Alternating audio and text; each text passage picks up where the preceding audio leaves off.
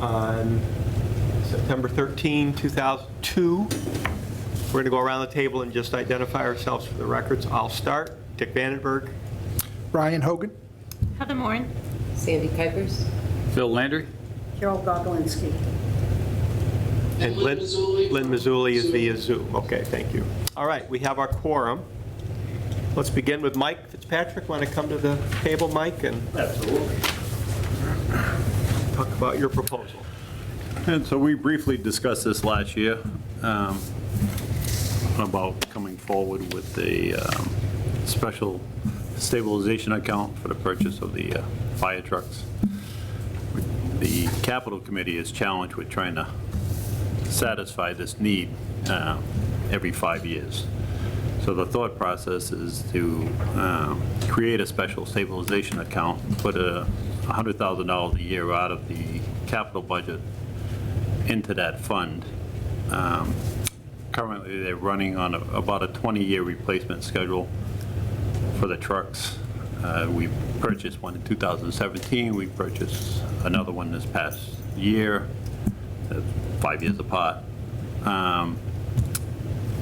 If we can put this money aside for $100,000 per year for 5 years, in theory, then we'd need a small amount to match with that to purchase these trucks. This past time around, we used 59.5% of the budget to purchase the truck that came in now. So what we're proposing is to put aside about 9% of the budget based on a $1.1 million capital budget, and I'm just using the figures that we've had for the past year. We don't know what the future is going to bring, but we have to start somewhere. That's about 9% that we're going to put aside, and then when it comes time to purchase a truck, if it's in line with the cost of the truck this year, you're looking at 18 to 21% of the proposed $1.1 million budget, which will dramatically help that situation. Because with that, this past year, we also matched the Chapter 90 funds, which took up 28.6% of the budget. So it took up the lion's share of what we had to work with. So what I passed around was the language between Matt Wojcik, Gene Lovett, and Town Council and myself. We kept it simplified, but identified what the purpose of it is. Went back and forth as values and different things, and came up with the wording, and I left it in red so then everybody would take notice to it, that the stabilization funds will be used for the future purchase of fire suppression vehicles exceeding 26,000 pounds. And the reason for that is going to eliminate the confusion of whether you're going to use it for an ambulance or you're going to use it for a cruiser or a small pickup truck or something like that. The goal of this is to try to eliminate this heavy burden that we face every 5 years. So I don't know if anybody has any questions to all that, but. I have a question. Yes. You're talking about percentage of what budget? The whole town budget? Nope. Capital So budget. the capital budget was $1.1 million, and actually we exceeded that because of the needs that we had. The total was $1,310,000.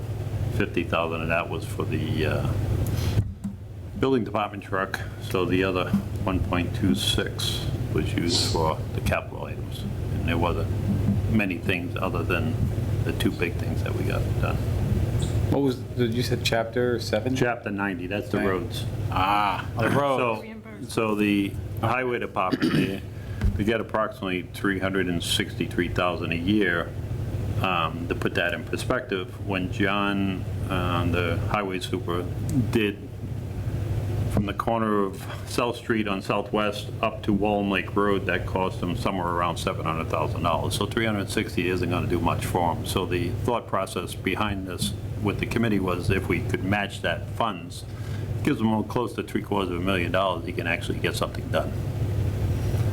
Because with that road study that we did, they proposed that we spend 1.3? No, 1.7 million, and then you subtract that 363, so that's where you came down to the 1.3, but 1.7 million over the 20 years, just to catch up with the roads. So, That's what GVW stands for? gross vehicle weight. Okay, thank you. Mike, how about neighboring towns that have tried this? Do we have a track? I don't know record of about success? neighboring towns that have done it, so through conversations with the town administrator and the finance director, I discovered that back in November 16, 2016, the state passed a law that you could have multiple stabilization accounts. The town of Drake, in June 30th, 2020's town meeting, they actually used it for a fire truck. There's other towns that are using it for schools and certain needs, whatever they're faced with. To me, it makes logical sense, just based on, It's going to eliminate a lot of burden on the capital committee. And from what the town administrator and finance director told me, it puts us in a better position for a bond rating. So all in all, I feel it's a good idea. That's why I pursued it. How many trucks do we have that qualify for this? So we have 4 trucks right now. So we have I'll start with the oldest one. It's a 2001. There's a 99 now, but it's getting replaced. So there'll be a 2001. The ladder truck is a 2005. We have a 2017, and we're going to get delivery by the end of the year for the 2022. How much was the newest? 750 is what we voted on. I don't know what the total and the tally is yet, and I think it's still in the process of getting finished up, so. Okay. So this is just to set up the account. This is a setup of the account, so you're gonna, Town- each year you have to vote to put the money in. Right. And then the majority to It's more than a majority, right? two-thirds to, that's why my backup system, 2/3 to get the money back out to actually use it for this purpose. So, 2/3 of, Town meeting. Town meeting. 2/3 of the meeting, so, okay. Town meeting. It's a majority to set it up, but 2/3 to pull it out. Correct. I don't know. Yes. I have 2 nods, yes. Actually, I have to check on that. To go in, it's a majority. To actually establish the stabilization fund, It's a majority. It's majority. It's coming out as the plurality. yeah. so there is the concern you're going from just majority approval to get a new truck to, we'll have to go to 2/3 going forward, right? It's part of it, but it's also an education thing. So when I first started talking to Jean, she wasn't in total agreement with me, and the way I explained it to her, and this is the way people need to think about it, is the regular stabilization account, in my mind, is a savings account, and you don't touch your savings account.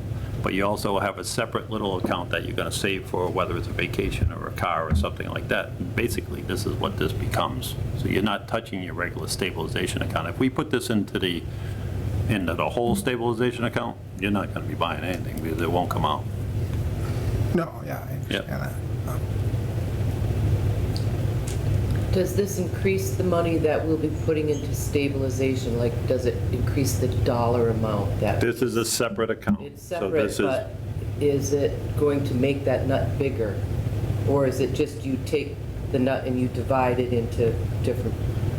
Well, I guess as a whole, you're going to have more in stabilization as a category, but you're going to have 2 separate stabilization accounts. One is specifically for this purchase. Okay, so it will cost the town more, is what we're saying. It's not going to cost the town more, how? Is it, are we dividing up our stabilization, Nope. I guess? is the Nope, nope, question. nope, No, I nope, know we're so- creating another one. Yep. Okay. Make this easier for you. So Okay. each year, I'm on capital, so each year I ask, what is it do we have to work with? Yeah. So out of the capital budget is where this money's coming from. So we don't have a capital budget and we turn around and say, we want another 100,000 to put into this account. This is coming out of capital, just like the 360 that goes into the Chapter 90. I don't know if you had a question, Matt, or... So are we increasing the capital budget for Nope. this? Or we're just. No, what no, the you're capital gonna- budget is Includes it. We're gonna stay the same, assume but we're based gonna on- Take some of this out. Yep, we're going to assume based on last year's estimation of what the capital budget was 1.1 million. Right. So if we take 100,000 out of that and put it into this account, Yeah. It's going- you're taking 9% of it. You're still left with 91% to use for these, well, minus the 28 point, whatever, for the. So Carol, Chapter 90. let's say you spend $100 a Right. month on groceries. Right. You're still going to spend 100, but you're Right. going to put 10 aside just for So, peanut butter. Okay, okay. Well, that's the goal, right? I mean, that has to be voted yearly at town meeting, so that would be the goal. But if you make your case that you need the peanut butter, Yeah, it's There's no hard- true there's no hard, education right? and having everybody on the same page is how this is going to work. You can't just create it and forget about it. You have to remind people of how much is in there and what it's for, where we stand. But then how does that affect other capital projects that need to be done? We're taking 100,000 off of them.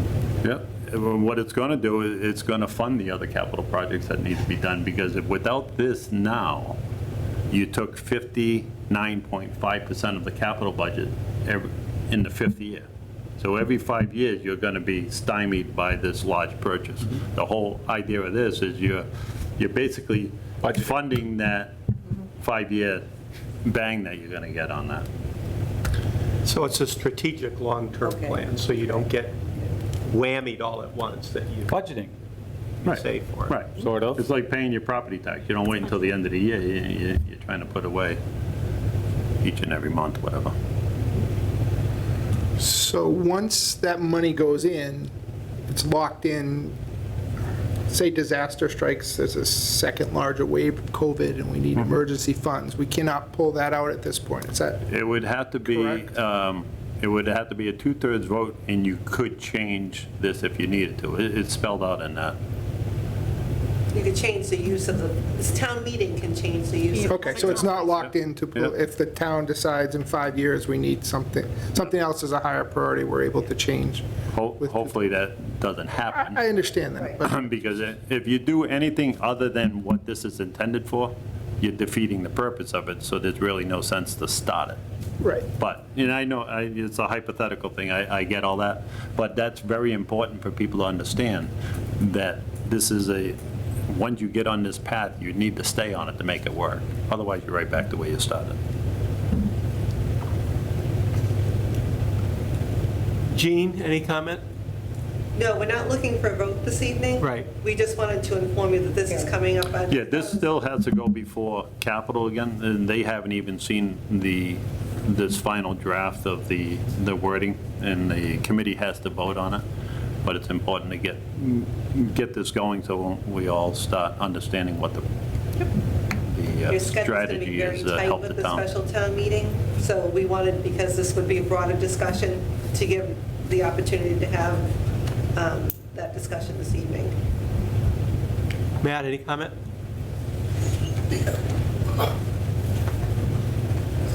Oh, he gets the fancy shit. I'm just gonna wheel my, He brought his own chair. Len, there you are. Wow.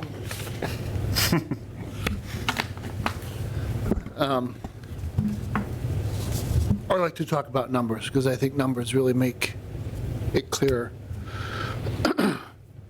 The town invests its stabilization funds. The treasurer has the authority to follow the investment policy of the town, and those investment vehicles are never high risk, so they're not super high return, but they are steady Eddie, and they're better than a savings account in a bank.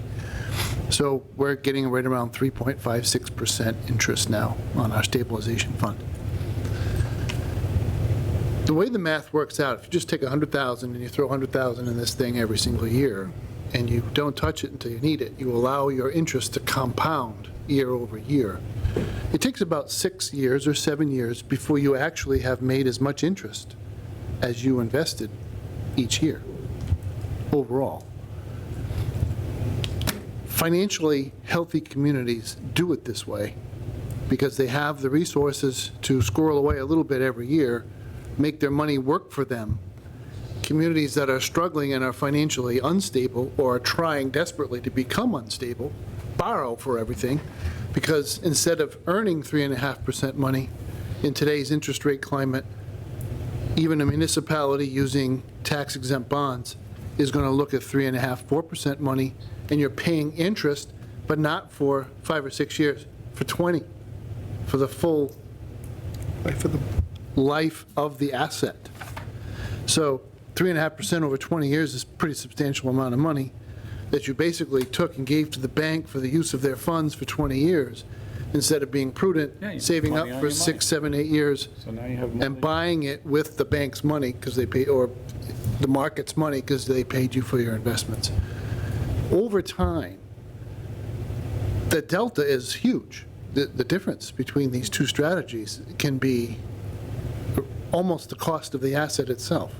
So when a community is financially viable and able to do this, this is the best recommendation we can come up with, I think, for management. It also puts us, I think, I wanted to talk about the operational side of this. It is a very different thing to tell a manager, make your $1 million asset last 6 or 7 more years, do what you got to do, buy an extra grease gun, make that ladder truck a ladder truck that meets all the standards for the next 5 or 6 years, rather than telling them, make it last as long as you can, because we have no idea how we're going to finance this thing, right? And typically, Douglas is one of the smallest towns in the Commonwealth that has a full-time fire and ambulance department. Most of the towns that are smaller than us are almost all call, or they're combo departments, but very little full-time staff. So you're at that point in your growth as a community where your most expensive department, asset-wise, is pretty much always going to be fire, because none of this stuff is cheap. So let's say you run 3 engines at $750,000 each, a ladder truck or a quint at $1 million, 2 ambulances, they're each $250,000, call it another $500,000. That capital budget dwarfs most of the rest of the needs of the town for capital other than buildings. There's a dynamic that gets set up. Well, the fire department's always asking, and it's always, the sky is falling, and if you don't do it right away, oh, by the way, it's $1 million. It creates this tension in the conversation that we need to do away with, because the fact of the matter is, if you have decided as a community to have a full-time fire department, it needs to be equipped. But we need to have strategies for taking the pain out of maintaining the asset base for that service. And this is the recommended approach. So it's a little extra gravy for the meat and potatoes that you've already heard. Okay, any more comments or questions? So this is, again, no vote tonight. Yeah, just one other comment. Yeah, go ahead. Sorry, Carol. Go ahead. I had asked Gene and Matt as to how long you would actually finance a vehicle for. I didn't know the answer. And it's usually the life of the vehicle, which is 15 to 20 years. Well, in 5 years, we're going to need another truck. So we're going to get into this routine of financing vehicles, and that's not where we need to be. Right. Carol, you had a comment or question? Yeah, this is something I've been thinking of over the summer, and it's the maintaining of the assets. That's one of the things I'd like to see from every department. What's your maintenance schedule? What are you doing to keeping all these things maintained? Not just the fire trucks, but the schools and the buildings and stuff.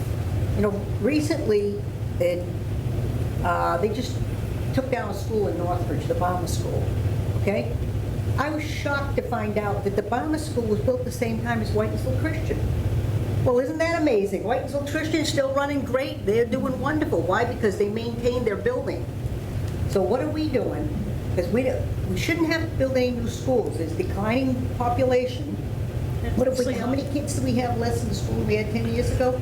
It's up. How many? It's 1,200. It's up. I mean, it's not where it was. Right. But it's on the internet. It's going back up again. Okay, but it's going to be a while before we even catch where they were. Okay, were we down like 500 kids in 10 years? I don't know if it was quite that many. We were down. I think it's like 300. Yeah. But it's on its way back But up. yeah, okay, so it's on its way back, but we shouldn't have to be building any schools for a long time if we take care of what we have.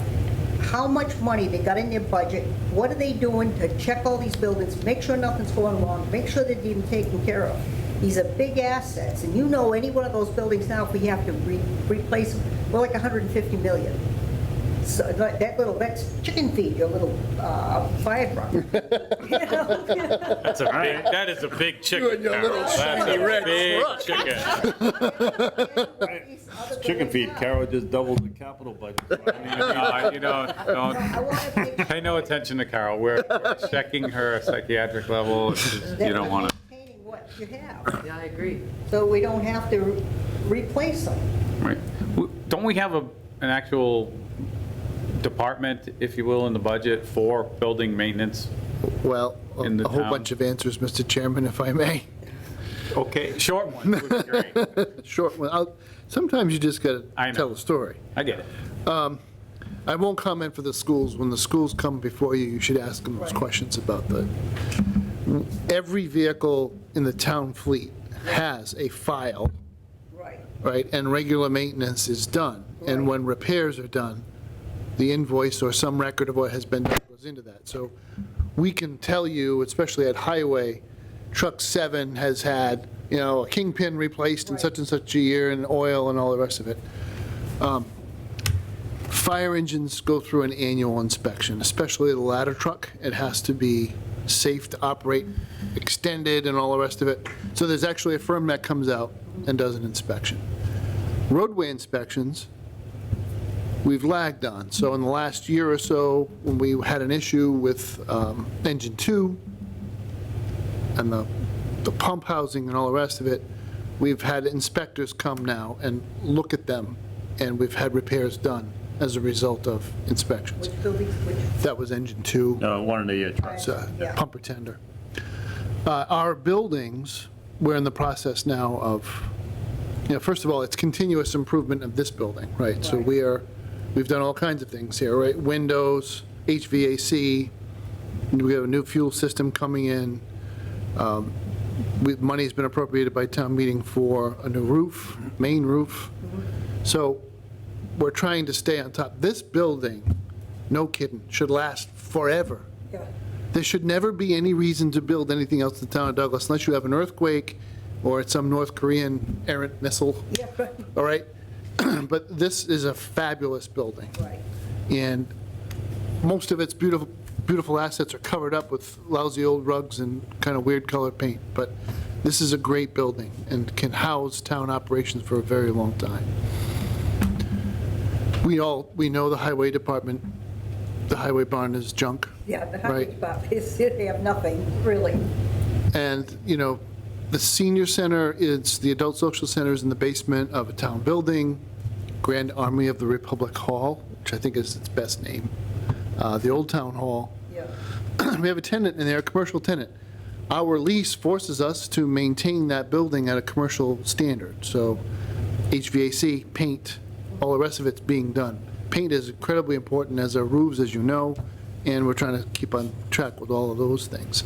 So while that is still, while those good things are occurring, I think I will remind you that it wasn't that long ago where your current finance director recommended to the town, as part of an override question, not the one that passed, but the previous one that failed, an operation and maintenance account for major maintenance items that need to be done to extend the life of assets. That is still a live discussion and needs to occur, probably for the benefit of the schools more than anything else, Right. because their assets are bigger and more expensive. But at the same time we're talking about that, we're going through this transition in the way we heat and cool buildings and the way we power buildings.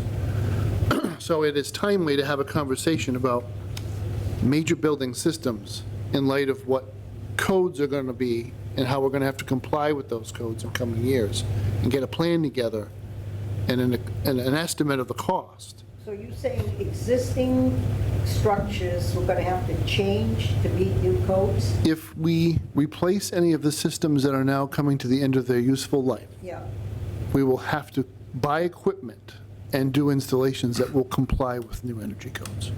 Such as the main panel in this building. Yes. Even the rooftop units, I'll talk more about this when it's my turn to have the floor again. But there was a major upgrade in the code for rooftop Yeah. heating and cooling units, and it just transitioned. So the cost and the availability of the items varies from the old models to the new models. But if you buy the old models because they're cheaper, guess what? When they break down, you may not be able to find the parts 5 or 10 years from now. So we've made a lot of decisions about these things. Not being able to find parts anymore. Because I'm very into going to car shows and everything. I was talking about people who have these cars and how expensive it is when you have to have a part specially made. That's changing now with the 3D printers. And we may see change on being able to get parts with 3D printers. So that's just a thought. It's a hope. Well, from an Since most of environmental, those parts, you buy a BMW now, it's got all kind of plastic parts in it, right? from an environmental standpoint, they're phasing out fossil fuels. Oh, I know. No, they're aggressively doing it. So after this year, this calendar year, you'll no longer get any rebates on any gas appliances. They're pushing everybody to heat pumps and things like that. And that's one of the things that Matt's alluding to, is these rooftop units are Yeah. propane units that we have up there. That's one of the challenges that he has. That's why the roof's not done yet, because we have to try to figure out these rooftop units. And now you're down to 1 out of 4. And you talk about preventative maintenance. Within the last week, you had the boiler downstairs properly service the entire thing. They went through it 100%, so he's not in the middle of a heating season trying to do it. So there's been a lot of changes to the maintenance around town as a whole. It's more of a preventative thing instead of a reactive. All right, this broke, let's fix it again. No, but I've watched what Matt's been doing with a lot of these things, and he's on it. He's trying to get ahead of it instead of having these problems jumping up all the time. We have reinstated in the budget most of our maintenance contracts on major appliances. So all of our heating units are inspected and serviced every year. Our generators, We have people checking the roofs of the schools, checking out the gutters to make sure that they don't back up and stuff like that. If you want that information, I would suggest you contact the superintendent to have him. Because those are the things that I'm going to be looking for. I want to know how they maintain those buildings, and they keeping those millions and millions of dollars of assets from not having problems. being from the town of Westport, I feel compelled to tell you that it's one thing to build the $98 million school, which we just finished and opened this year. Now we have the old one. Who wants this thing? You should see it, right? It's a 3-headed, 4-horned rhinoceros. Where's that? Westport. It's right on Main Road. Yeah. Right off of Old County. Right. And it was built at a time when the town was growing rapidly with lots of young families. So Right. the auditorium is massive. That's where we have town Yeah. meeting. And, no. There's no practical reuse of that building whatsoever. And I dealt with the same thing in Woonsocket when we moved from the one middle school and we broke it up into 2 over on, on Hamlet Avenue. That old middle school was 500,000 square feet, Yeah, right? Who's going to use that? right. So that's the biggest issue. You invest all that money in it, then you got to tear it down because nobody wants it. like that idea. Take care of what you got, stay in it, and don't build a new one. You don't have to worry about just getting rid of an old one. Right. Yeah. We're going to get back to the topic at hand. Yeah. Any more questions for Mike or on the wording of this, anybody? One quick one. Okay, then we're going to move on. You mentioned that you guys spent some money on the roads, blah, blah. Do we have a list of what roads get done this year so far? There is a Yes. list coming up that Matt has. Roads lists and expenditure or something maybe would be great. Just to follow up to what we did, Yeah, let me, But if you want to keep moving on, I'll find it. If you don't mind, Mr. Chairman, if we can finish up this, then you can get me off the table and Matt will be all yours. That's Okay. good. I'm all done with my part of this, Yeah. yeah. Any more questions for Carol's Mike? right, prudence is good. All right, thank you for coming, Thanks, Mike. Mike. You are just- Thanks for listening. Nice, thanks. Appreciate it. Thank you. So next on our agenda, I have Matt talk about a couple of things. One is, we had certain assumptions when we approved the budget last spring, and are those assumptions still in play in terms of revenue and expenses? And then a couple other things he wanted to share with just the status of the town as of today, and then there'll be time for questions for everybody. So, Mr. Wojcik, how would you like to begin? I am, now that question's been asked, I'm trying to find.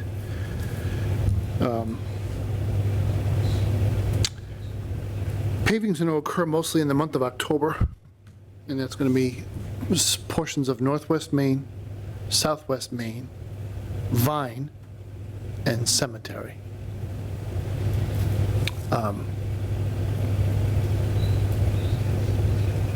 There'll be reclamation will be first, and then, the road base will be stabilized, and then a base coat put on. It'll be left to sit there for a couple of weeks, and then the finish coat will be put on. It's about $1 million overall expenditure. But the pavers will be very, very busy here in town in October. The plants don't close until mid-November, so there's a little bit of wiggle room for weather, but that's about it. So Matt, why don't you first give a little overview of where we stand today versus what we assumed in the spring when we passed the town budget in terms of expenses and income. Are we pretty much on target for our assumptions when we passed the budget last May? I can speak mostly in generalities, Mr. Chairman. I can tell you where the interest points are and where I think I have a sense of where the numbers are. I can give you a clearer sense. But Okay. I'll start with, I never really know what the levy will, it's too early, right? And I don't even think we've set all of our arrangements for next year's collection. But this town overperforms in terms of revenue collection, so typically with the levy numbers that we put in the budget are very reliable numbers. New growth, this year we had put in 400,000, and there was a conversation about putting in that number because it was a fairly large number. We usually settle in around $150,000 or $200,000 for new growth. We put in 400 because we felt that some of the bigger economic development projects would have been far enough along where there would have been some partial value. And we also had indications from the building commissioner that the pipeline was full of subdivisions and single-family home construction. We're probably going to be a little bit short of 400,000 for a couple of reasons. One is we obviously are experiencing a delay in the construction of the major warehouse in Douglas. So they haven't started work there yet. All is good, but I'll explain that more about that later. But there is no revenue there. The revenue is still going to come through the door in fiscal '23 in the form of the building permit. So the building permit has already been asked for. The building permit alone is close to $1 million, and we did not budget that revenue. Okay, so we did not count on that because building permit's one of those things. Until it's in and the check clears, you can't say you got that. So there was no reason to put that in the budget. We did increase building permit estimates to reflect the existing pipeline for single-family homes a little bit more stable. But anyway, new growth is probably going to be short of 400,000, not by a lot, but it will be a little bit short of it. There were some increases out of the state budget process. So the school department experienced an increase in Chapter 78 because the minimum per student aid was, if I'm correct, doubled, correct? I believe so. From $6 a student to 12, or? Almost $12. I don't think it's quite, but it's significantly increased. So we don't see that. That's a school thing, but it came out to whatever, $30,000, $40,000 more than we had budgeted. There was an increase in pilot. Again, nothing earth-shattering, but it was more than we had expected. UGA was, so that's unrestricted general government aid, is another major category for us. The Baker administration has steadily increased that. That's basically general revenue sharing. That has gone up every single year under Baker Polito, and that was You know, we love that stuff because it's completely unrestricted. We can use it for whatever we want, and I think ours is, Gene hates it to ballpark, but it's around $800,000, and it went up 6 or 7%. So even from House 1, I think it was increased. So there's the revenue picture improved. The revenue picture for cannabis is in flux and needs to be watched. The legislature passed a new revamped statute for the regulation of cannabis businesses that has taken direct aim at host community agreements and impact fees. Basically said, no more impact fees. You can't do that. And it's a shame because I think, no offense to some of our fellow municipalities, but they really went nuts with this stuff and raked people over the coals. And Douglas took a very moderate position. We were looking for 3% of gross receipts as a measure of impact, because to actually identify specific areas of impact and put a cost to it is theoretical at best, uncertain, and very difficult to prove. So we would, in our contracts, in our host community agreements, we've said in lieu of that analysis, we'll just agree, both the cannabis business and the town, at 3% of gross receipts. And then for the retail side of the business, the town voted, and you may recall doing this, to accept the local option. So there is a local excise tax placed on cannabis sales in Douglas, and that goes straight to the town. It's collected by the state, and we get a check every quarter from the state. We have one retail entity in town, and the proof is always in the pudding. The one thing you learn in life is to never speculate on the fortunes of a business that can change on a dime, right? They can go up, they can go down, depends on the personalities, depends on the product, depends on a whole bunch of things that you can't control as a municipal official. I will say that without hesitation, the cannabis business in town is very successful. Thank you. All of the rumors and foolishness on Facebook notwithstanding, it's a very competitive and strong business. So they're unanticipated. There's more revenue coming out of that business for the town than we would have thought. They still plan to honor their 3% payment to the town, by the way, because their host community agreement is still valid, and they're not going to protest it. So for the time being, we'll accept the revenue. I don't know what we'll do with it.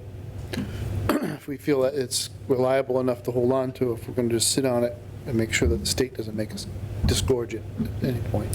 What kind of number are we looking at for 3%?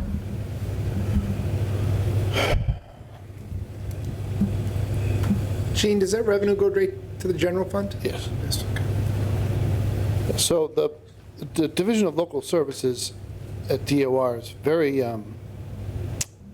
skeptical of cannabis revenue. So they really don't allow us to budget it until we've already received it. So what we show in our budget is the agreement that we have with Resonate at 120 Gilboa, because that business has been making their payments to us on a regular basis. And while they're not thrilled that they're doing it, it's, a fairly substantial sum. So we keep it on the books. But we don't put it all in. We don't put their entire obligation into the budget because, again, we're not sure if it's going to go away or not. I'm going to say that last quarter was, I backed it out because I wanted to get to their quarterly gross receipts, which I did figure out. So let me go back and just do the math. If I did it backwards, I can do it forwards, right? About $15,000. Does that sound right for the quarter? So should be around $60,000 for the year if they keep the same I'm run not going to rate. guess. You're not going to guess. I'll guess. I'll take the hits for guessing. Like I said, these comments are meant to be general, but, so there's a source of revenue that we don't put into the budget, but Right. is very definitely a legal obligation, and we collect it. And that's the one cannabis place, it's That's- not the one that you were talking about earlier down on Gilboa. No, so we just got to remember the distinctions, right? Retail is people Oh, selling. I know, I get it. 120 Gilboa is a grow. Right. And that's where you get But- that Well, so yeah, we had a host No. community agreement. There's no tax coming out of that. It's just an impact It's a fee. hosting agreement. And how much is that host agreement? Just refreshing my memory, ballpark. Well, it's on a offset schedule, right? So there are actually two businesses there. There's the medical grow and the adult purpose grow. Yep. One pays on one schedule, the other pays on the other. It's about every 6 months. I think it's 160,000 a year, 200,000 a year. Between both of them. I kind of wonder though, at what point, once they get these all in all over the country, when they're going to go to the Supreme Court and say, this is, you can't charge us this, then how come you're not charging the mechanic down the street when he makes an oil change? How come you're not charging, you know? It does seem rather unconstitutional that you can pick on one business. Right now, they're revenue, and we love them, Carol. Oh, Carol, now you're getting into a lot of weeds here. There's a lot of things that we get taxed for that we don't actually have any say Like in. the goose that laid the golden egg, just let it fly north. Yeah, I think Go it's going ahead. to fly for a little Honk, while. honk. before it hits. Yeah, you may be right. It's a sin tax, like most of the other excise taxes, so So anything else, Matt, on just, general revenue, no, I mean, that's pretty much where we are. okay.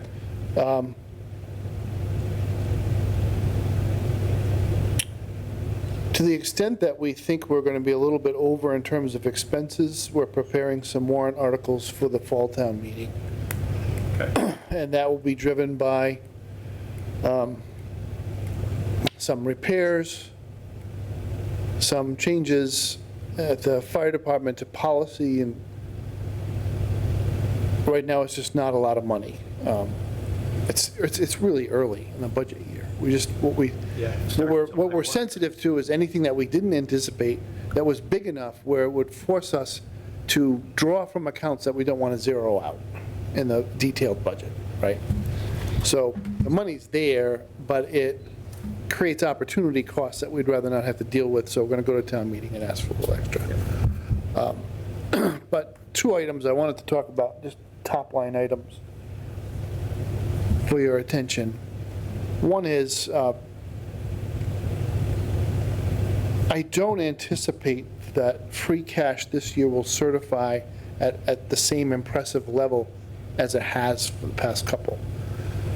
We anticipated a lot of things happening on the economic development front that have in fact happened, but they happened after July 1st. So that kicks us into fiscal '23 instead of fiscal '22.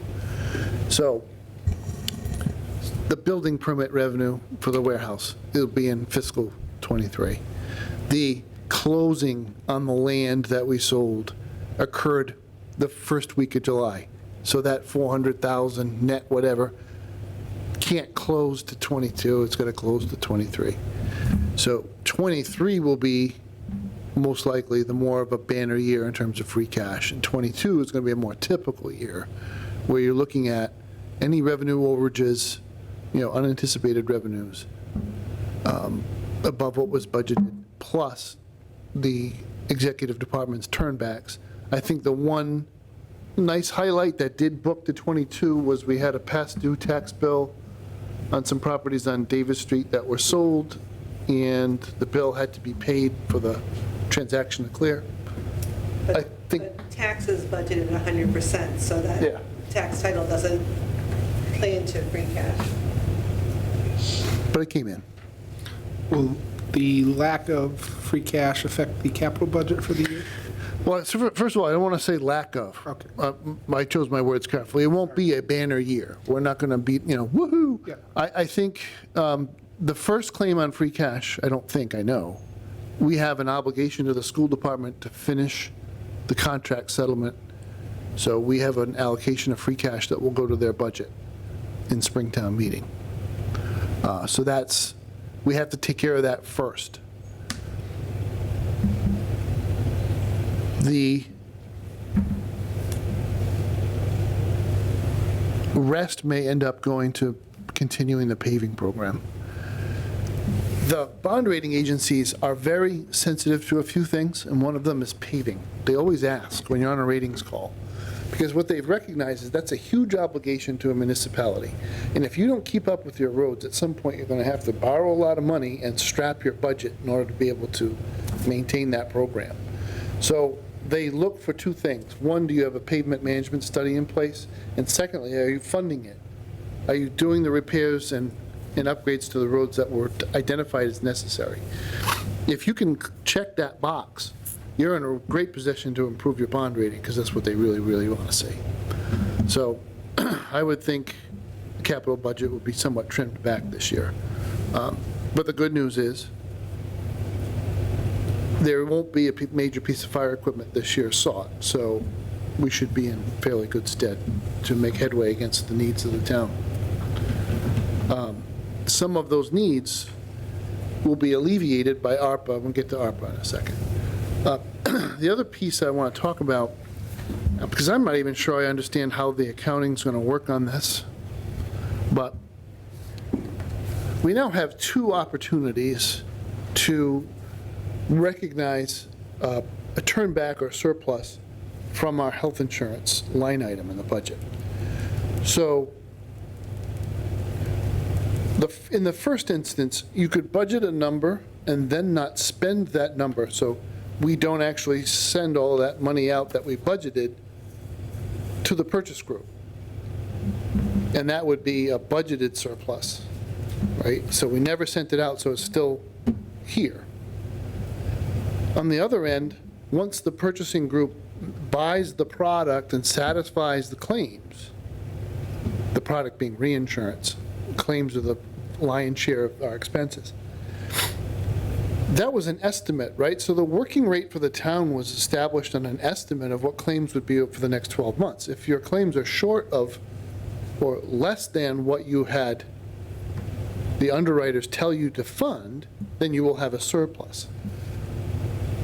For 2 of the last 3 years, the town of Douglas has run a very large surplus. So in year 1 of our relationship with the purchasing group, about $500,000. In year 2, we had a small deficit, like $6,000. And then in year 3, another large $500,000 surplus. So we have over $1 million credited or assigned to the town of Douglas. And by the bylaws of the purchasing group, that money cannot stay there. We specifically created these bylaws for this group to prevent, now I don't want to hurt anybody's feelings, but to prevent politicians from making the mistake they always make with health insurance buying groups. We'll take a 0 because we have a big trust fund balance. Well, no, take another 0 and take another 0. And they spend out all the surplus. They get to year 5 of their spending program and they realize, oh my God, rates went up 15%. We never absorbed that in the budget. This has happened in Winchendon, it happened in Swansea, it happened in a bunch of places, and these towns were brought to their knees financially by these bad decisions. So our group is founded on the principle that you cannot run a big surplus for too long. Take it back, do something with it.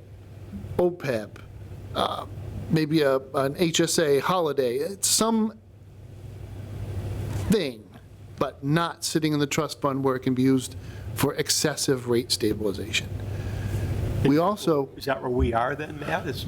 yeah, so it's even better than that. So I have a lot of talking to do because it's a lot of money. So let's call that $1 million. When we formed the group, we took from free cash, you may remember this, we asked town meeting for money from free cash for the first full month of claims because that's basically an equity buy-in.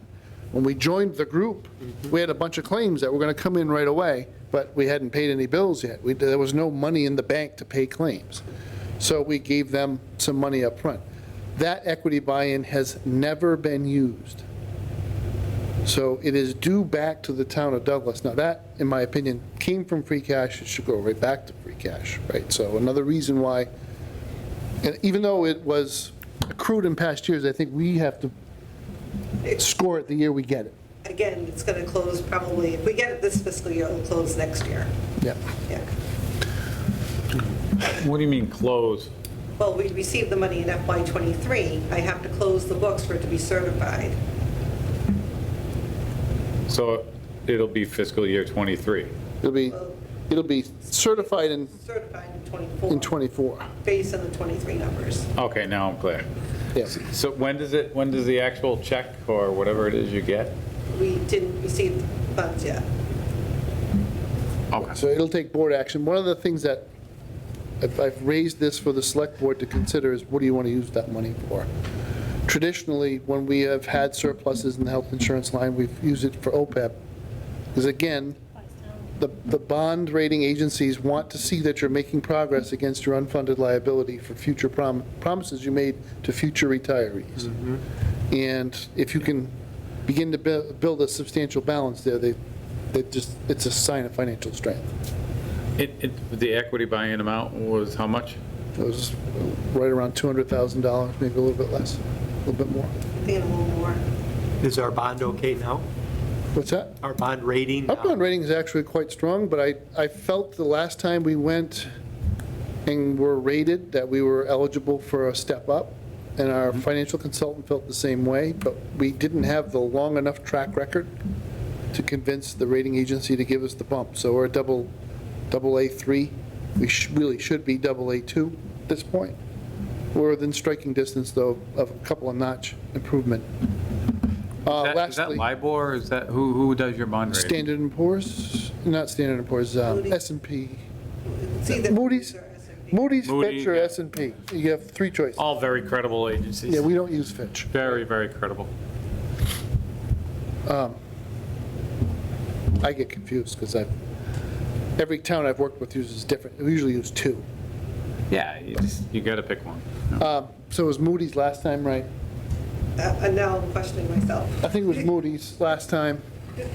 It doesn't even matter. Yeah. I just was curious if you knew. Well, they have different systems, though. So Oh, they do. when I said whoever uses AA3, that's the one. I think it's Moody's. That's accurate. The last piece of the health insurance thing, because it's a source of funds that may stay with the trust but will have an impact on the town's budget very soon. Because of the way we're organized as a self-insured group that runs its claims through a third-party administrator, we are the only group like this in Massachusetts. We have the opportunity to negotiate with and obtain pharmacy rebates. Pharmacy rebates are funds that the major pharma companies pay to pharmacy benefit managers to have their drugs included on their formularies for their health plans. So, okay, we'll put your asthma drug in our formulary as the preferred tier 1 drug. That makes them happy because they need market share to pay for all the research that created that drug. They want market share, they'll buy it. They're crazy about it. So what does that mean? Over the last 3 years, the 3 communities in the trust fund, in the health insurance buying group, have accrued about $1.3 million of pharmacy rebates that we've been paid by pharma companies. That money will probably stay in the group for rate stabilization, so that if we have a bad year, we'll basically be our own bank, and we'll be able to fund excess claims above and beyond our predicted level of claims. Making some assumptions of, obviously, that those are one-offs, those are shock claims, and that we can just pay them off and be done with them, especially if the member terms out. There's a number of provisions that we can put in place, but that is stabilizing the growth of the health insurance cost to the town.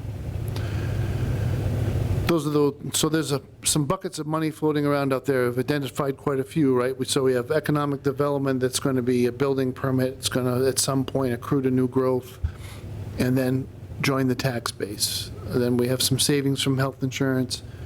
And then we have the opportunity with ARPA to move some things around in the capital budget and see what we can do for the town that will alleviate future burden. So the pharmaceutical rebates part of it is going to be used for the medical programs per se. And that amount for Douglas is how much? So it's not attributed to us yet. Okay. Okay, so What the treasurer for the group has done is, as those rebates have come in, he's closed them to do a singular account. And the members, our view is, look, you cannot get those rebates if you are not a member of a group like ours. So it's not a strong case that it should be divvied up and sent back to the original members, because we could never have gotten those rebates on our own. There is no form of organization where we could have gotten those rebates. So for the purposes of that, we're going to leave it in the trust fund, in the group, for the group's use for the setting of rates. Now, I don't want to get into a real technical conversation about this tonight because it's kind of long, but we have options in terms of reinsurance and where we set the attachment point for reinsurance and how much additional risk we want to take as a group. So right now, any claim over the $150,000, a fully insured reinsurer pays that claim, the amount over $150,000. We could increase that limit to a much higher number, reduce our reinsurance premiums. At the same time, we have a source of funds to pay against the risk. Bearing in mind that we are no longer three towns, we're 7. So it's making a big difference now. We have a much bigger group. We're up to 7 towns in the group now? Yeah.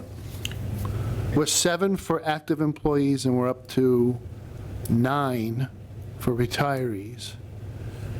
And the 2 that we have their retirees, but we don't have their actives, are big communities, Fall River and Stoughton. So our retiree group is very large. We're the largest Medicare Advantage group in the Commonwealth. Wow. Now, like, we're in a group, like you said, like 9 towns or something. And so it's not just like, if we have someone in our town that has a huge medical bill, it's kind of spread over all the 9 towns? Or is it just? Only the reinsurance. We only pool for reinsurance. Okay. So we collect, it's not premium, it's working rate. Let's call it premium because people know what the word means. We collect a premium to pay all of the claims of our beneficiaries up to $150,000. Okay, And from our own okay, so we're budget. over 100. Over $150,000, the group purchases that policy as a group, and it covers the risk of all members. Oh, okay, so if you get somebody in that 9 town that they have $1 million, and that's not impossible, Right, then that goes through the reinsurance. correct. Okay, that's good to know. I thought we were insuring all the way No, by ourselves. no. Does each town get a vote in terms of decisions made in the group? So, Every town has a member of the board. and does the Board of Selectmen decide on our voting position on things, or I assume you're our board member, correct? Are you making those decisions, or is the board taking a vote to instruct you to do so? I come to the board when there are issues that are money and look for guidance. I don't look for necessarily votes on the record, but I make sure that they are fully apprised of what's going on. When it comes to this surplus and the equity buy-in coming back, that's not my call at all, right? That's the select board's call. Right. But when it comes to choosing this vendor or that vendor, or when and where to go out to bid for a specific type of product, I don't bother the select board with that because, yeah. Okay. No, on some of we have the retirees as well, but a lot of our I'm sure many of our retirees are also on Medicare. Does Medicare pick up these funds, or we have to pick it all up? So Douglas is interesting. As a member of the group, with only a couple of exceptions, all of our retirees are in a Medicare Advantage program. So they have Medicare, but they're buying another plan, a private plan on top of it. So we, as a group, we also pool our purchase of retiree insurance, because we were able to become a much bigger group, so we were a national account, so the national carriers bid for our business. So we were paying $389 per member per month, and now we're paying $270. But we went from a local regional plan, a Tufts plan, to a national plan, which is Aetna. Yeah. And it is the highest rated retiree Medicare Advantage plan out there. We added to that a service where you don't call the insurance company if you have a claim or a question. The retiree calls a group called Retiree First, Yeah. and that's their customer service. It is their job to fix your problem with Aetna, so you don't get mixed up in the bureaucracy of Aetna. But because we're a large group and Aetna needed market entry into the Commonwealth, they cut us good rates, but they also capped our rates. We know what we're going to pay for the next 3 years, and it's basically a zero year over year. So it's been a phenomenal success. But that should accrue to us because our eventually, and this is like, right, having a conversation with these people who set up our OPEB, unfunded liability estimate. All right. Seriously, folks, we just reduced our per beneficiary cost by 30%. You're not going to tell me that's not going to affect our unfunded liability? Of course it is. But they haven't budged off our estimate because they have some sort of hocus pocus. I didn't believe a word they said. It was an hour-long call. It was too frustrating and needed to end. At some point, we'll have somebody really with common sense and actuarial intelligence look at our unfunded liability. It should be a lot lower than what we think we're paying against now. Yeah. So ARPA, Yeah. unless you want to take a breather. No, let's carry on. So that's the handout that we have, right? Yeah, so the top line is what the town was afforded. Through whatever different channels, there was a county piece and a local piece. It all came out to $2.701519 million, Hang on a right? minute, Matt. Lynn, are you able to see this too, what we're looking at? I can't, no. Okay. What does ARPA stand for? American Rescue Plan Act, I think, right? Lynn, I'll go scan it to you. Is that right, Matt? Thank you, COVID money? Jane. It's the COVID money. Oh, okay. COVID money? This would be the Biden version of the COVID money. Okay. So So, I'm sorry. 2.7 million. Is this different than the infrastructure money that the government passed? Or is that the same? Maybe Part of that bill, it is part of it it. was wrapped in there. It's one of those buried line items. Omnibus, giganto. It was Omnibus. before the omnibus. Everybody gets We're in the 7,000 omnibus now. bazillion dollars, and nobody reads it. So this is it, we're not getting another piece later from the, as of legislation that's been Omnibus is passed. going right now. It's on the hill. No, but I know what he's saying. There's an infrastructure bill. Here's how I think it works, okay? This is not a good sign if you don't know. There's so much money flying around from the feds that they don't even know what they're doing, right? ARPA was a specific bill with a specific set of local appropriations to local units of government as well as county groups. But because our county is defunct, they did a per capita allocation of the county money in Massachusetts. So we got Worcester County X percent of that because of our population. Yeah. Then we get a direct appropriation. There's an infrastructure program, actually several programs, that are out there being administered by the Commonwealth of Massachusetts from the same bill. Okay. But it's additional money. Some of it's being put through the special revolving funds for drinking water, Yeah. safe drinking water. Some of it's through clean water, which would be your wastewater. So they've like doubled down on a lot of this stuff. So we can use ARPA money for water and sewer projects. That's actually where they're trying to push us towards. But they're also separately funding the water and sewer programs they already have. Okay? So those are competitive grants. This was a allocation. Okay, thank you. It just means more work for us. They should just give us all the money. I love the word grant. I love that. That's a beautiful word. Yeah, the tricky part about ARPA is they say, oh, you're going to self-police, right? But here's a 2,000-page regulation Yeah. to guide you on your way of self-regulation. Good. So here's what we've spent from our allocation so far. Strategic municipal consulting services. So one of the eligible expenses under ARPA is hiring somebody to help you navigate the federal paperwork to do ARPA. So we spent $4,000 on that. We have the water sewer infrastructure project, so we use some ARPA money as our match for MassWorks. So that's the water project that it's actually done. So Gilboa Street and up that one, North Street. The engineering there, normally municipalities pay for all of the engineering, and we can't get any construction grants until it's shovel-ready and construction drawings are done. Oh, we've had this discussion. But in this case, right, this was an eligible expense, so we used ARPA money to pay for the engineering, Related COVID. and MassWorks paid for the rest. We got some rapid test kits last year, so this is right when ARPA was passed.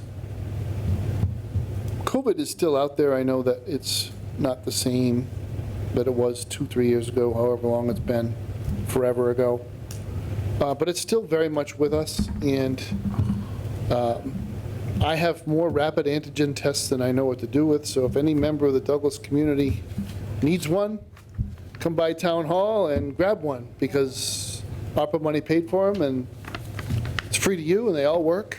They don't expire? So the Here's one, Matt. okay. Yeah.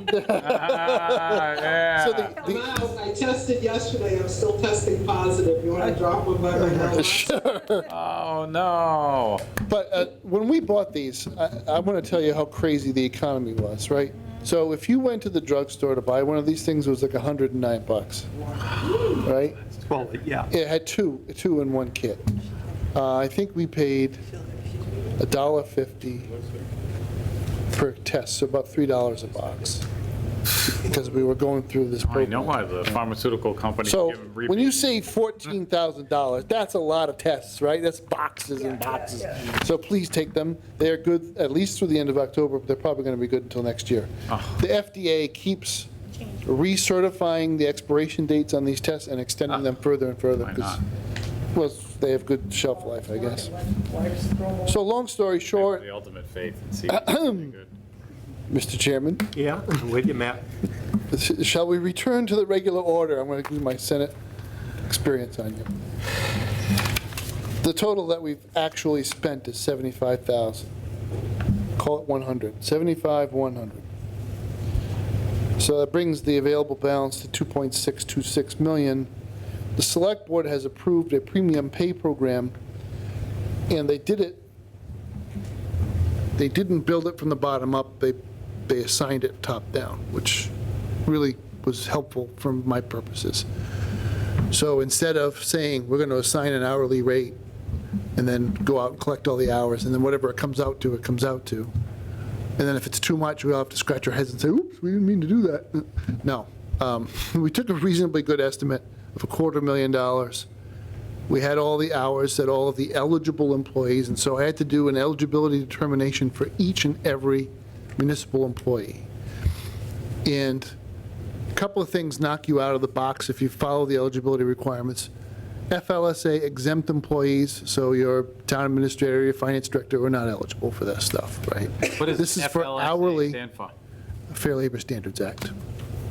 So that governs the rates of pay to hourly employees, and if you're exempt, Exempt, okay. They don't all right. get overtime. In the corporate world, I'm used to hearing exempt. exempt means Okay. no overtime, it also means no ARPA, no premium pay for you. FM, LSA equals exempt. So the way it works is we allocated the 250 to employees based on the number of hours they put into the town's emergency response effort for a very narrow period of time, from the declaration of emergency by the governor of the state until that June 30th.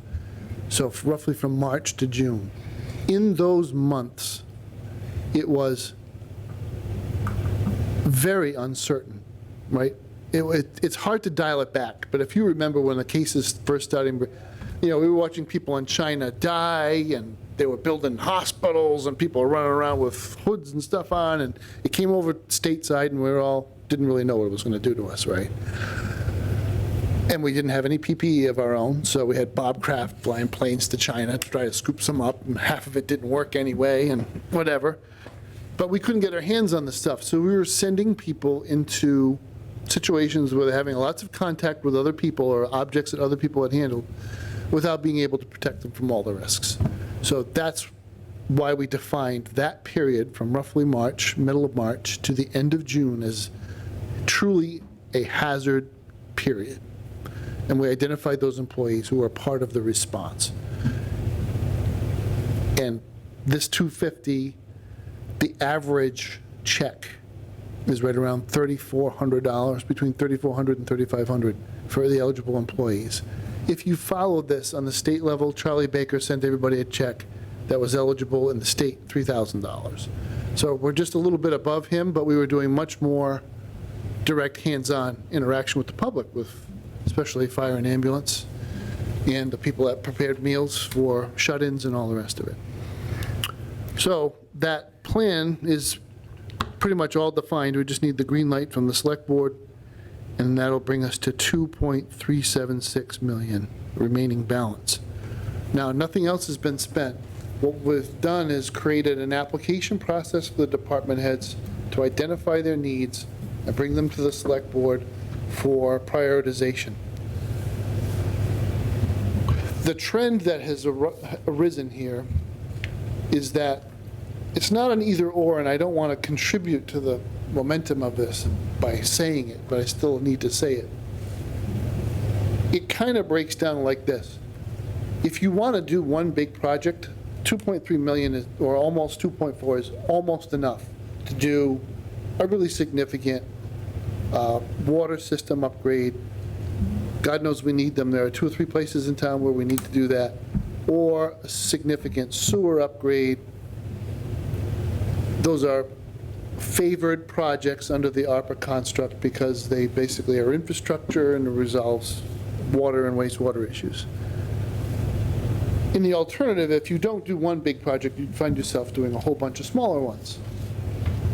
The ARPA money is to be considered revenue replacement. So a lot of the restrictions that were in the first draft of the regulation have been removed, and it's basically revenue. Use it as if you would have for general government purposes, as if you had collected this revenue. The notion being that a lot of us didn't collect all the revenue that we would have during COVID because of the economic shutdown. Not necessarily completely easy to prove one way or the other, because you can't really predict what the economy would have done without COVID. It's kind of hard. So everybody just kind of gave up trying to figure that out and just said, go ahead and use it for revenue replacement. So that's where we are, and these are the projects that have come forward. You'll notice there are a number of building facilities where we need a revised quote. The bugaboo in the back of our heads is always when we deal with the federal government with emergency funds, they have the bad tendency of telling you, go ahead and spend it. That sounds like a great use. And then you spend it thinking that you just got the green light. Yeah. Right? And then 6 months later, they call you, oh, this is a desk audit from such and such an agency. And why did you spend it on that? You can't do that. Because you told us we could. No, it didn't. It didn't exactly say it that way. You know, and there's this stupid game that we play. The thing is, if they find something that's ineligible, you have to disgorge the funds, right? You have to pay for it yourself and give them the money back. So it's a really aggravating tendency. And I will tell you, they have completely and totally frozen decision-making at the local level with this ridiculous behavior from the state, in particular from the CARES Act. I sat at a lunch gathering of 12, 14 of my colleagues from Worcester County, and everybody sat around the table. It was kind of like, you know, sitting around the campfire. It's your turn to roast a marshmallow. Has your board made any ARPA decisions yet? Nope. Because everybody's in the same boat. You don't want to get burned. Yeah, right. Spend the money and then don't have it. But having said that, we have to get it out the door. Yeah. And we need to obligate it by December 31st, 2024. It has to be obligated. So. So what's going to break the logjam? If they froze in decision-making? It's a board decision, right? They have to come up with their rank prioritization and make a decision how much risk they want to accept on behalf of the town. I could go either way on it, because to me, all this stuff is like a water balloon, right? You squish it on one side and the water comes out the other. So it's really how many times you grab the water balloon before it pops. What we don't fund through ARPA, we'll eventually have to fund some other way. So the question should be, to my mind, things like this. Would we reduce the operational costs of town government if we made certain improvements or had certain programs in place? We might want to use ARPA money for the capital piece of that. Are there specific pieces of equipment that we haven't bought because they don't really make the grade on the budget or on the capital budget, and yet they would make everybody's job a lot easier, so either reduce risk of injury or et cetera. You know where I'm going with this, right? Okay. Things that we could spend other people's money on that would reduce demands on our budget. On the other hand, it is very hard for us to mobilize the funds to do a big project in Douglas. And think this through, right? We don't want to borrow we have room to borrow, but it's really not advisable given the rate of increase in the tax base. So, if you can identify a water project that's really going to have a huge impact, and we look at these horror showcases. We live in America, right? Did you ever think Jackson, Mississippi? Unbelievable. It just, Unbelievable. it's really They disgusting. can't drink their water. Can't drink that water. 300,000 people are, For a week or two. they've been having problems for years, but it's just kind of broke. It's paralysis. And to your point from earlier, Carol, this is what happens when you don't do maintenance, right? And nothing gets neglected like pipes in the ground because you can't see them. Exactly. You see them when they break and something bubbles to the surface, either water or sewer.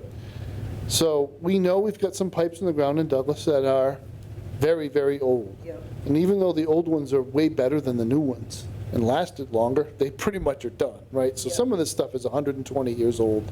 And it's probably time to think about replacing it.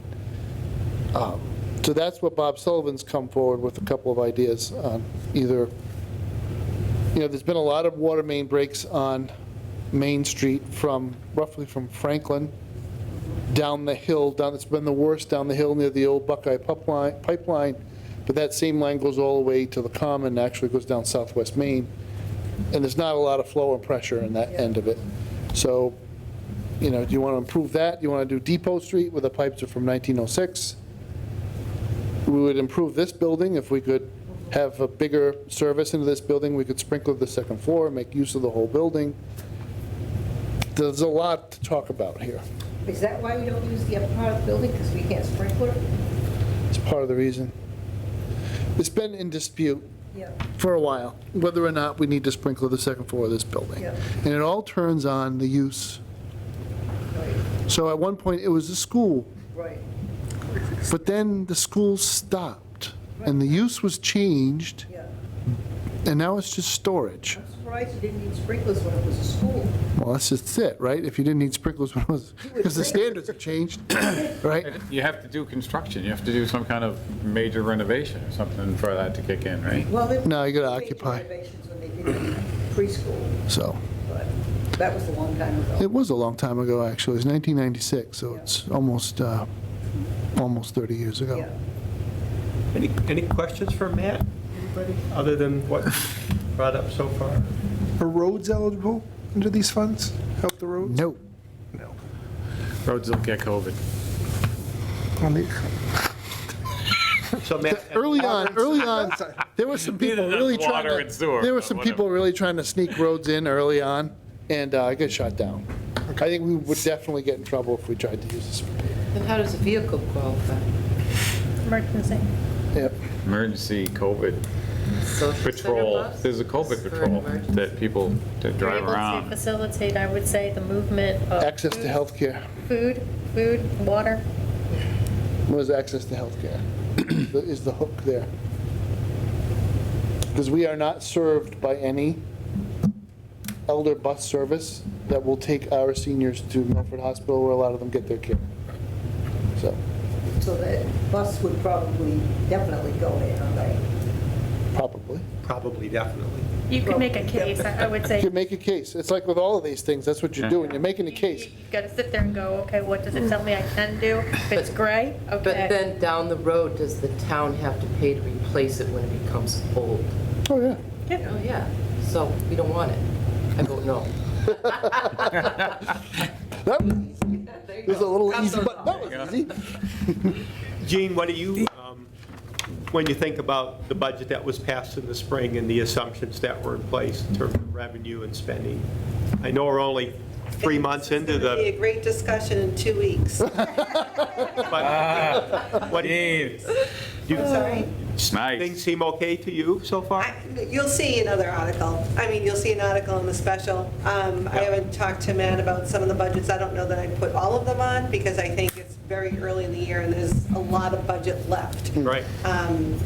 But I know John has approached this trees again for 50,000. I mean, you have to look at what you can raise and appropriate this time of year. So Yeah. as we go through it and we start preparing the warrants, then, we'll have a broader discussion. I'll have closed, hopefully submitted my balance sheet to DOR. I'll have a better idea of where free cash is. I'm just moving into the general fund now. I actually started this side of the general ledger and moved down to the general fund. I end there, so I'm almost at that point where I'm going to stop working on the general ledger. We're really only 2.5 months into the fiscal year, aren't we? We are. Yeah. And, when you look at things, a lot of us end the year, they take their vacations, the school's just starting up now. John's going to start doing his work now. So we're just starting. Anything else, Matt? Just an overview that we should be aware of as we get ready to go? I'd like to ask one quick question. Okay, go ahead, Phil. To clarify, the Board of Selectmen approved the premium pay deal? Is that correct? That was already done? The checks already went out and all that stuff? That happens? No, so I've When? done the allocation Yep, and associated a number with a person. okay. But now I'm going to take all the backup information I used for that and run it by Jean. She's tough. She's tough. Watch out. Could I ask a But, question? yeah. But that money's not going to the persons, that's coming into the general fund, because we've already expended that to have a, No, so it's not paying the town back. oh, is it? It's premium pay. It goes to Goes the direct employee. to the But we're people. actually The doing the work. employee. Yeah. Okay. And is that exempt folk only No, so exempt people, by and large, are not eligible because they're contracted? because we earn too much and because we're exempt. So when the federal government put this program in place, they wanted you to reward people who don't earn a lot of money, but who worked really hard through COVID. So as a proportion of their salary, cafeteria workers in town who prepared all those meals, thousands of meals for Yes. people, as a proportion of their annual income, they're getting a really big check, Okay. okay? Police and fire put in a lot of hours, especially fire, because remember, they Okay, work so it does 24-hour include, shifts. it does include contracted folk, Yes. teachers as well, that kind of thing? No, you can't. I'm just You couldn't work clarifying. remotely. So no one, if I was working remotely, I wouldn't be eligible either. So the teachers wouldn't. One bright line rule, Yeah. absolutely positive, take it to the bank. If you work from home, not eligible. Yeah. The August 3 select meeting goes over. And I heard you say specifically that you're paid too much, which, I just want that on. Who said that? That was you. You're exempt. You guys are paid too much. You don't qualify for this. For ARPA funds. Oh, Don't try that on me. I heard it. I heard what I heard. I Yeah. know my grandsons, they work at a grocery store, and I know, all of a sudden, they got checks Yeah. for working. Yeah. Yeah, they Oh, were I know. My friends specifically do. targeted restaurant workers, grocery Yeah. store workers, healthcare workers. Yeah, they does. For what it's worth, I think you should have been eligible for that. I'm sure that you had more sleepless nights than half the people in the town because of it. Maybe so, but look, I have a different. You're already overpaid. I have we a know. different, no. But I have a different mentality. It's what you sign up for. When you order somebody in, okay, at a time, and you're sending them to the danger because they're going to people's home and picking up a sick person. Yeah. That's where you want the Yeah, money no, to I go, totally not the get person. it. I get, you know, I'm being a little tongue-in-cheek. I know you are. The whole, You know, You're just trying to correct what you just said about. I would never backpedal that. I don't, that doesn't matter to me either way. Anything else, Matt? Yeah, actually, funny that you use that, because it's a great segue. See, Phil? Now he's looking for a raise, right? That's what's gonna happen. For fall town meeting, I am preparing, and I'm, up against some time constraints, but the town's compensation system, the tables that are voted on by town meeting every spring, hasn't really been looked at in a really long time. So I'm looking at it. And I'm using a number of different typical analytic devices, right, to look at them. Municipal side you're talking about? Municipal side. I'm not looking, I'm not going to talk, I know, we're going into that one already. been there, done that. It got more than one migraine from it. But I think that is a point. Hear me out here. We looked at compensation for classroom educators, right? And we made a number of significant changes in order to try to stabilize the growth of that account, as well as the career prospects for somebody coming to Douglas had to be competitive so that we didn't have churn and yada, yada, yada. Market forces. Market forces. Got it. That analysis has been done for police, fire, and school teachers, but not our non-union town employees. Right. So that's what I'm doing right now. And so there's a wealth of data out there. So the municipalities participate in groups where we pass around these spreadsheets and we put all, not every town has the same job description. So you got to make sure you're comparing apples to apples. A lot of communities for the past 10, 12 years, on average, have paid COLAs to their employees of 2%, 2.25%. And Douglas experienced financial constraints during that time, and some years were 0, many years were 1, 1.25, 1.75. So there has been a gap that has opened up, and it's put us in a position, and I say us because it's the select board, the town administrator, the finance director, department heads, where we have people who have given their whole adult working life to the town of Douglas. They retire after 20 years of working here, right?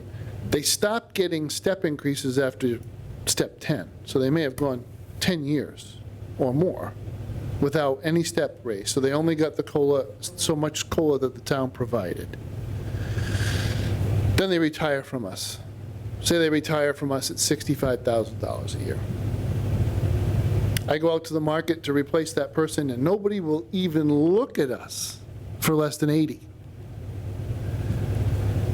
This has happened to me in more than one town. I can tell you, it's terrible every time it happens, to sit somebody down who just retired and say, I'm sorry, but I'm going to have to hire your replacement at $15,000 more than you made after your loyal service of 20 years. Horrible situation to be in. It's also, it creates a lot of unfairness, and it ripples through. So we now have a whole bunch of steps and grades that we don't even use because they're not competitive. So we don't hire anybody at step 1, grade 1, step 1 anymore, because that's, in some cases, on some of our tables, that's like minimum wage. And I just had this talk with some call firefighters. We've been paying call firefighters, $17 an hour, $17.71 exactly.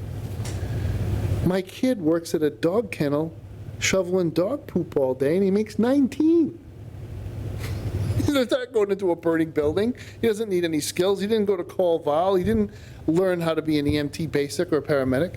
So, we have to be cognizant of the fact that after a long period of holding the ground, you may have to make up some ground. And so I've started with the call firefighters, and there's been a lot of conversation. You can watch it on the select board videos if you want. But we had to realign call firefighter rates of pay and put them in line with the full-time rates.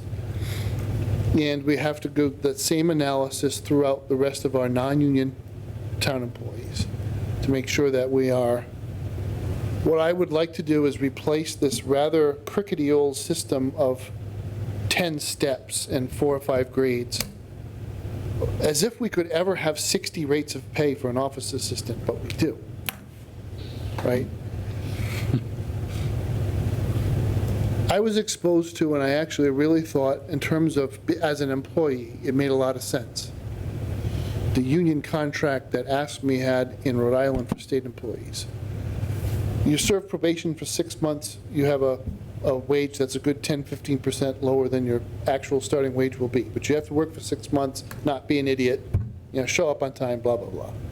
Then you get a step in the first year, second year, third year, and then you don't see one until year 5. And after year 5, you don't see it again until year 10. But what it does is it creates some reward for long-term service without having a step every single year, and then you just stop at step 10 and don't get any benefit. Because that, if anything's hurt the town of Douglas, so many of your people are so loyal and have worked for the town for so long, they have been earning step 10 for 10 years or more. And there's been no upward potential. And that was true also of the teachers. So everybody stayed for a long time, and then there was nowhere to go except for the COLA. And then when budgets were hard, there was no COLA. So that is going to be part of the idea is to bring it to special town meeting in the fall, but not implement it until the budget for fiscal 2024. The one exception I think I want to make there is the call firefighters, because I've got recruitment, retention, and morale issues that I want to address immediately. So Matt, will this be an article to vote on at the special town meeting, but implemented later? The bulk of it, the bulk of the spending would be part of the budget spending plan for 2020. I think it's very important what you're doing because of the fact that our highway department, our water department, town hall are not unionized, okay? Which works very well. I mean, if John says, okay, I want you to change the oil in the truck, or I want you to go out and run the snowplow, it doesn't, the union's not saying, that's not my job, I don't have to do that. So, I think the best thing we can do is to keep these departments from unionizing. And if we can give them the money, and keep them working, we've got some good people, we want to keep them, we want to maybe be able to get some more good people when these people retire. I think you definitely got to look at that especially for the non-union people. The union people, they have all their negotiators that are fighting for them, but the people who are non-union have nobody. Right. And the pool is getting really small. It's pretty crazy. Yeah. So we used to be, it wasn't that long ago, whether it was this town or another, doesn't matter. I would post a firefighter position or a police officer position and get 20, 30, 40 applications. In town administrator searches all over Massachusetts, before I got this job, there were like, every time we applied to a job, the pool was 40 or 50 people.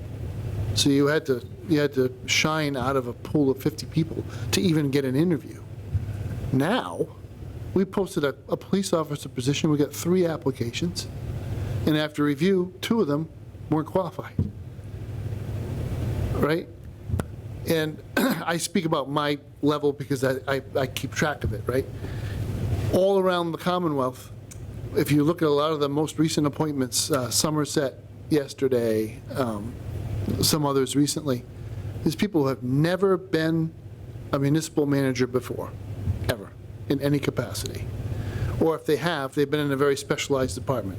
So the new town administrator in Somerset was a deputy chief of a police department in Rhode Island. So he doesn't know any Massachusetts law and all of his municipal experiences within the police department. But they're paying him $167,000 the day he walks in to be the town administrator. So it's gotten a little bit nuts trying to find people to apply for things and get qualified candidates. Well, it's that we're everywhere. Try to even, I'm down at my daughter's place all the time because she works, lettuce trucks. She has small businesses come in all the time. And remember, one thing is, we can't find anybody to work.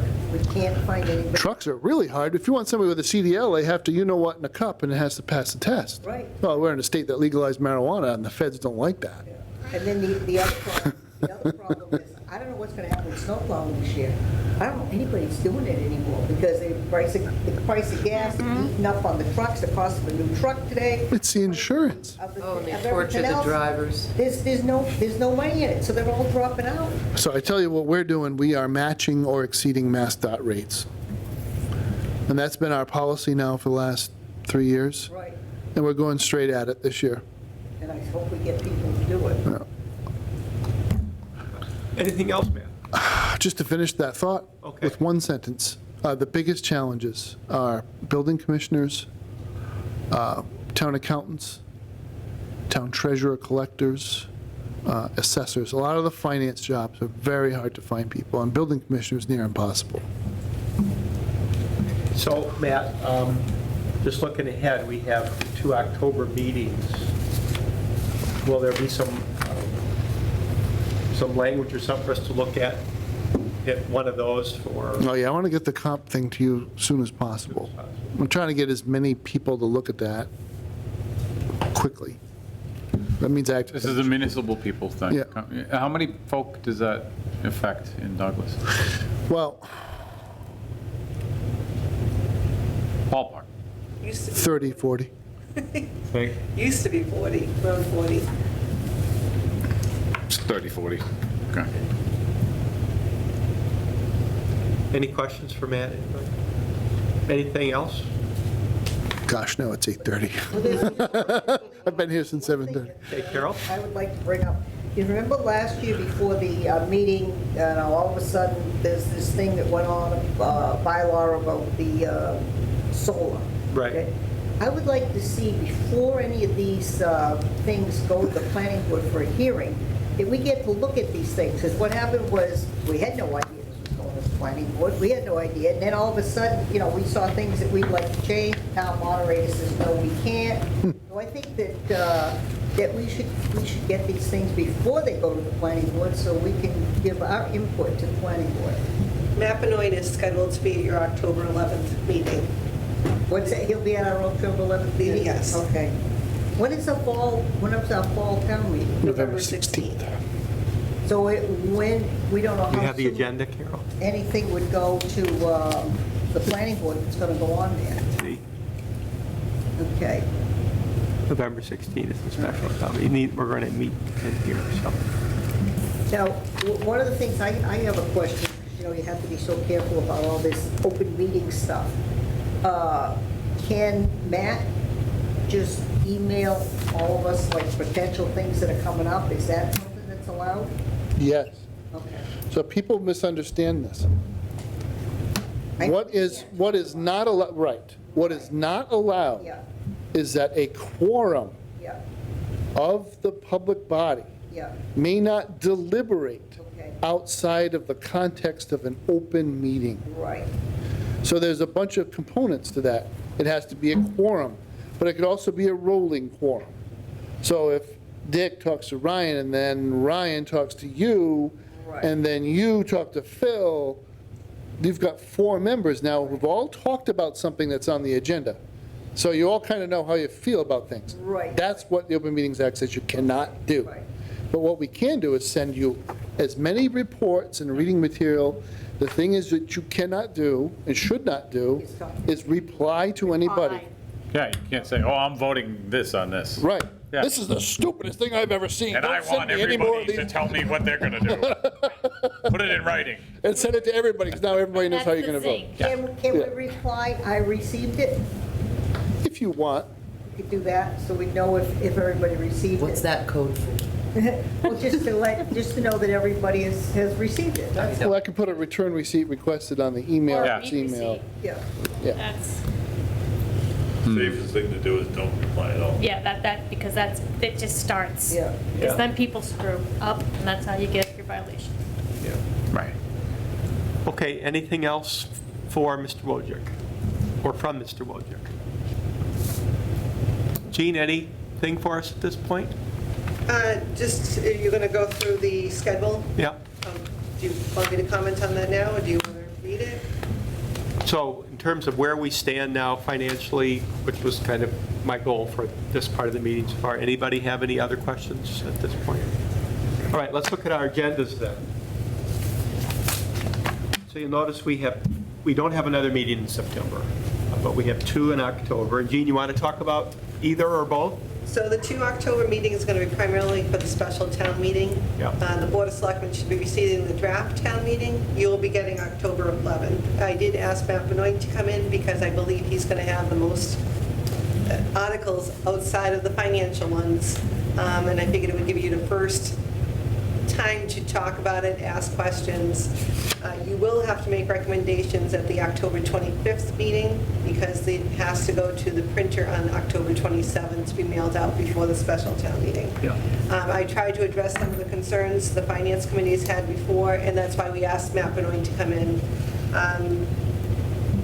We will also have some of the other departments, if they have any larger requests on the balancing article for the amendment to the budget, they'll be present at the October 11th as well. So as much as we can get beforehand to share with people, we'll get Yes. from people, correct? Yeah. Yeah, if we could get the warrant the Thursday or Friday, you guys, Thursday before, just so we have the Yeah. weekend to review, that would be great. And then on the day of the special town meeting, we'll meet half hour early, like we have before, to go over loose ends. And then we'll just stay tuned on December. I would Yeah, like go to ahead, Jean. ask one question. I know Ryan has spoken about asking Worcester Regional to come in. Are you still interested in that as a board? Because I can ask them to come in December when it's prior to budget season. I'll defer to you on that one. Do you think it'd be beneficial for everybody to have that? I do, but I'm one of, I guess, 6 here, so, Who yes. is it you want in? The Worcester County Retirement Board, they Oh, usually okay. come in and make a presentation. We send them a think fair that'll be chunk great. of money every year, and I'd Yeah, they came in like a to see couple how years it's ago. invested and get an update on that. So We for haven't- December, maybe, Jean? Or That's what I was thinking, the December meeting. always They haven't entertaining, come in a at while, the very and least. they're under new leadership. Yeah, So- like it's been 3, 4, 5 years. So maybe the first meeting date in December. It'd be the which would second which would be Tuesday. December what? That'll be interesting. You're the first, It wasn't last Well, time. it'd be interesting to pull out what they presented to us. Keep me away from them. Well, you know, you can never Keep tell. me away from You them. can never tell what's going to December happen in 13, the Gene? future. What's your escalation? So, You know, in the years. short term, there could be a lot of turbulence there. December 13th, I think. Turbulence is exactly how they say it. Turbulence, yeah. You want I'll it? put the request out. So let's tentatively plan on December 13, everybody, okay? For Worcester Regional Retirement. And then maybe something else will come up, but we won't meet on the 24th or the 27th, because that's right after Christmas. So. Yeah, Let's- let's not meet on Christmas Eve or anything. Yeah, That might not. And we're not going to meet at Carol's for burgers to talk about the agenda. Carol. No party? Anything else, Gene? I like parties. Anybody have anything else that came up last minute we need to talk about? Okay. What did you say was coming to the first meeting? I couldn't hear you too well. Matt Benoit, he's our community. Town planner, Matt Benoit. Yep. Okay. Okay. Lynn, are you all set? I'm all set. Okay. Lynn, we hope you feel better. Thank you. Would somebody move that we Don't feel adjourn? bad, Phil. Just- Phil volunteered to take the test over your house. Yeah, well, we should take a whole couple of things and tests over there. I'll make a motion to adjourn. Okay, Lynn makes a motion to adjourn, seconded by, Me. Second.